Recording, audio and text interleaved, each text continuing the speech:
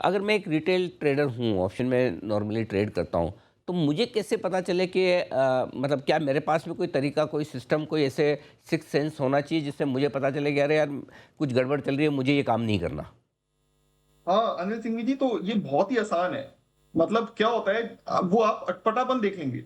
आपको सब लोगों को, जो भी रिटेल ट्रेडर हैं, उन्हें इम्प्लाइड वॉलिटिलिटी अपने स्क्रीन पे कैलकुलेट करके देखनी चाहिए। ब्लैक शूज का एक फॉर्मूला है जिससे इम्प्लाइड वॉलिटिलिटी हुँ, ऑप्शन के दाम से कैलकुलेट हो जाती है। हुँ, तो आप अगर आप इम्प्लाइड वॉलिटिलिटी को बिल्कुल ही अटपटी होते हुए देखेंगे, मतलब वो ऐसी हो जाती है कि जैसे करेंसी है जो यूएसडी आईएनआर है, जो बिल्कुल नहीं हिलेगा, जो बहुत कम हिलता है, मतलब वो सडनली बिटकॉइन बिटकॉइन जितना वॉलेटाइल हो जाता है। मतलब वो उसकी आईवी बिल्कुल ही कुछ, कोई हिसाब किताब नहीं रहता जहां पे होनी चाहिए और जहां पे है।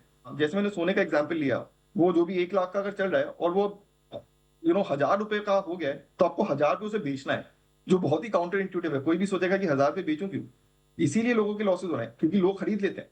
तो उसको आपको बेचना है, क्योंकि जो मैनिपुलेटिंग एंटिटी है वो इंश्योर करेगी कि वो जीरो चला जाए। तो हुँ। आप, वो जिसने 1000 रुपये भी बेचा है, चाहे वो बिल्कुल रैंडम दाम है, उसका कोई सर पैर नहीं है, वो जीरो चला जाएगा।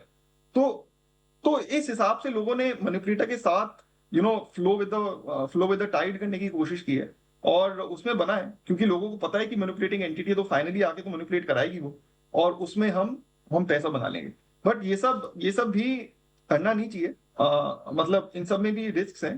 तो मैं तो सजेस्ट यही करूंगा कि अगर उन्हें कभी भी ये लगे कि इम्प्लाइड वॉलिटिलिटी कभी भी बिल्कुल थ्रू द फ्लोर चली गई है या थ्रू द रूफ चली गई है, तो वो बिल्कुल उस मार्केट से बाहर रहें। उन्हें इस चीज को देख के ये क्लियर हो जाना चाहिए कि मार्केट मैनिपुलेट हो रहा है।